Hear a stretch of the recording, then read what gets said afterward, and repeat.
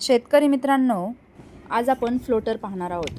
जेव्हा सबमर्सिबल किंवा ओपन वेल पंप पाण्यात तरंगत ठेवायचे असतात तेव्हा फ्लोटरचा वापर केला जातो.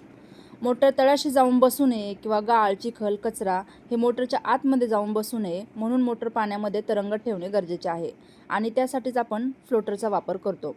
आता हे जे फ्लोटर असतात ते मोटर किती HP आहे त्यानुसार वेगवेगळ्या साईजमध्ये उपलब्ध असतात. पूर्ण मोटरचं जे काही वजन आहे ते फ्लोटरच्या मदतीने तरंगत राहते, त्यामुळे फ्लोटरची क्वालिटी चांगली असणे अत्यंत आवश्यक आहे. त्यासोबतच पंप थेट जमिनीवर किंवा पाण्याच्या तळाशी न ठेवता तरंगत राहिल्यामुळे पंपाचे नुकसान देखील टाळता येते किंवा पंपाची लाईफ देखील वाढते. त्यासोबतच पंप पाण्याच्या वरच्या स्तरावर राहिल्यामुळे गाळ, चिखल पंपात शोषला जाण्याची शक्यता कमी होते, ज्यामुळे पंपाची गुणवत्ता सुधारते. आपण जे फ्लोटर वापरतो यांचे लाईफ 10 ते 15 वर्षापर्यंतचे असू शकते, ज्यामुळे पंपांचे लाईफ देखील वाढते. आता हे फ्लोटर बसवायला अगदी सोपे असतात. अगदी 15 ते 30 मिनिटांच्या कालावधीत देखील आपण ते बसवू शकतो.